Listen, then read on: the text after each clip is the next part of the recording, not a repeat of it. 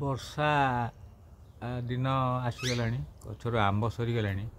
ଆଗରୁ ମାଙ୍କଡ଼ମାନେ ଆସୁଥିଲେ, ଆମ୍ବ ଖାଉଥିଲେ। ଏବେ ଆମ୍ବ ଗଛ ପୁରା ଫାଙ୍କା। ତଥାପି ସେମାନେ ଖାଦ୍ୟ ଅନ୍ୱେଷଣରେ ପୁଣି ଆସି ପହଞ୍ଚି ଯାଇଛନ୍ତି। ବର୍ତ୍ତମାନ ସେ ଆମ୍ବ ଗଛକୁ ଯେଉଁ ମୁଁ ଆଗରୁ ଦେଖେଇଥିଲି, ସେମାନେ ଏଇଠି ଆସନ୍ତି, ଆମ୍ବ ଖାଆନ୍ତି, ଗଛରେ ଏପଟ ସେପଟ ଡିଆଁ ମାରୁଛନ୍ତି। କଞ୍ଚା ପତ୍ର, କଅଁଳିଆ ପତ୍ର, ତାକୁ ସେମାନେ ବୋଧେ ଖାଉଛନ୍ତି।